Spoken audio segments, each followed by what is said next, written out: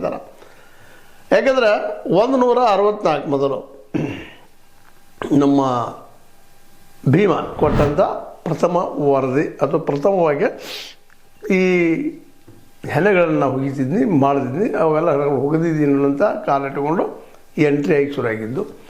ಇದ್ರ ಹಿಂದಿದ್ದಂಥದ್ದು ಮ್ಯಾನೇಜ್ಮೆಂಟ್ ಆಡಳಿತ ಮಂಡಳಿಯಿಂದ ಆರೋಪ ಮಾಡಿರ್ತಾರೆ. ನಂತರದಲ್ಲಿ SITಗೆ ಹೋದಾಗ SIT ಇದ್ದವರು ಅದನ್ನು ಯಾವ ರೀತಿ ಏನು ಮಾಡಿದರು ಅಂತ ಎಲ್ಲನೂ ಗೊತ್ತದ. ಈಗ ಚರ್ಚೆ ವಿಷಯನೂ ಆಗ್ಯದ. ಅಲ್ಲೇ ಉಲ್ಟಾ ಹೊಡಿತಾರೆ ಚಿನ್ನಯ್ಯಗೆ ಅನ್ನೋದು ನಿಮ್ಗೆ ಗೊತ್ತದ. ಆಗ ಇವೇ ಜನ ತಿಮ್ಮರೋಡಿ ಮಟ್ಟೆನವರು ಇನ್ನುಳಿದ 6 ಜನ ಇವರು ಕಾರ್ಯಕರ್ತರು. ಇವ್ರು ಹೇಳಿದರು ನಾ ಇದ್ರಾಗ ಎಂಟ್ರಿ ಆದ್ನಿ ಅಂತ ಹೇಗೆ ಕೊಡ್ತಾನೆ, ಇವರು ಹೇಳಿದಂಗೆ ನಾ ಮಾತಾಡಿನಿ ಅಂತ ಹೇಗೆ ಕೊಡ್ತಾನೆ. ಹೀಗಾಗಿ ಸುಳ್ಳು ಹೇಳ್ತಾ ಇದ್ದಾನೆ ಅಂತೇಳಿ ಅವನ ನೆಲೆಯಲ್ಲಿ ಇವತ್ತು ಅವನ ಜೊತೆಗಾರ ಒಟ್ಟೆಲ್ಲ ಕೂಡ 6 ಜನರ ಇವತ್ತು ಅಪರಾಧಿಗಳ ಆರೋಪಿಗಳ ಅಥವಾ ಇವರು ಇದಕ್ಕೆ ಸಂಬಂಧ ಇಲ್ವಾ ಅನ್ನುವಂಥ ಮಾತಿಗೆ ಬಂದಿಲ್ವಂಥದ್ದು. ಈಗಾಗಲೇ ದೂರದಾರರ ಅಪರಾಧಿಗಳನ್ನುವಂಗೆ ಬಿಂಬನೆ ಆಗ್ತಾಯಿದೆ, ಆರೋಪಿಗಳನ್ನುವಂಗೆ ಬಿಂಬನೆ ಆಗ್ತಾಯಿದೆ. ಈ ನೆಲೆಯಲ್ಲೇ ಇವತ್ತು ಕೋರ್ಟ್ ತೆಗೆದುಕೊಳ್ಳುವಂಥ ಡಿಸಿಷನ್ ಬಹಳ ಮಹತ್ವದ್ದಾಗ್ತದೆ.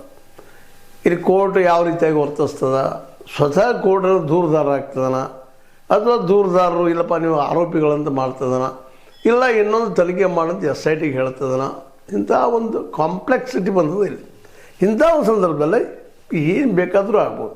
ಅದಕ್ಕಾಗಿ ಇಲ್ಲೇ ಮುಖ್ಯ ಇರೋದು ಏನಪ್ಪ ಅಂತ ದೇವಸ್ಥಾನ ಅದರ ಹಿಂದಿದ್ದಂಥ ಹೆಗ್ಗಡೆ ಆಡಳಿತಾಧಿಕಾರಿ ಇರೋದ್ರಿಂದ ಇವರು ಇದರಲ್ಲಿ ಕಾರಣೀಕರ್ತರು ಇದಕ್ಕೆಲ್ಲ ಅನ್ನುವಂಥ ಒಂದು ವಾತಾವರಣ ಇರೋದ್ರಿಂದಾಗಿ ಆ ಸಮಸ್ಯೆ ದೂರ ಮಾಡಿಸುವಾಗಿ ದೇವಸ್ಥಾನದ ಪರವಾಗಿ ದೇವಸ್ಥಾನಕ್ಕೆ ಅಪಮಾನ ಆಗ್ತಾಯಿದೆ, ಅಲ್ಲೇ ದೇವಸ್ಥಾನದ ಹೆಸರು ಕೆಡ್ತಾ ಇದೆ, ಅಪವಿತ್ರ ಭಾವ ಬರ್ತಾಯಿದೆ ಅಂತ ತಿಳ್ಕೊಂಡು ದೇವಸ್ಥಾನದ ಪರವಾಗಿ ನಮ್ಮ CV ನಾಗೇಶ್ ಅನ್ನುವಂಥ ಅತ್ಯಂತ ಏನಪ್ಪ ಅಂತಂದ್ರೆ ಹೆಚ್ಚು ದುಡ್ಡು ತೆಗೆದುಕೊಂಡು ವಾದ ಮಾಡುವಂಥ ವಕೀಲರು ದೇವಸ್ಥಾನದ ಪರವಾಗಿ ಬರ್ತಾ ಇದ್ದಾರೆ. ಅಂದರೆ ದೇವಸ್ಥಾನ ಹೆಸರು ಕೆಡಬಾರ್ದು ಅಂದರೆ ಇದರಲ್ಲಿ ಇಂಡೈರೆಕ್ಟಾಗಿ ವೀರೇಂದ್ರ ಹೆಗ್ಗಡೆ ಅವ್ರ ಸುತ್ತ ಬರಬಾರ್ದು ಅನ್ನೋದು ಕಾನೂನಾತ್ಮಕ ತಡಿಬೇಕು ಅನ್ನುವಂಥ ಕಾರಣಕ್ಕಾಗಿ ಫಸ್ಟ್ ಟೈಮ್ ದೇವಸ್ಥಾನದ ಪರವಾಗಿ ಇವರು ಎಂಟ್ರಿ ಆಗಿದ್ದಾರೆ. ಅದಕ್ಕೆ ಇದು ಏನು ಆಗಬಹುದು ಮತ್ತಷ್ಟು ಕುತೂಹಲ ಶುರುವಾಗಿಬಿಟ್ಟಾರೆ ಇವತ್ತು. ಯಾಕಂದ್ರೆ ನಾಗೇಶ್ ಹುಕ್ಕಿದ್ರಿಂದಾಗಿ ಸಂತ್ರಸ್ತರು ಯಾರು ನಿಜವಾಗಿ ದೂರದಾರರ ಅಥವಾ ಈಗಾಗಲೇ ದೂರದಾರ ಹೇಳುತ್ತಿರುವಂತಹ ಸೌಜನ್ಯ ಆಗಿರ್ಬೋದು ಅಥವಾ ಇನ್ನುಳಿದವರು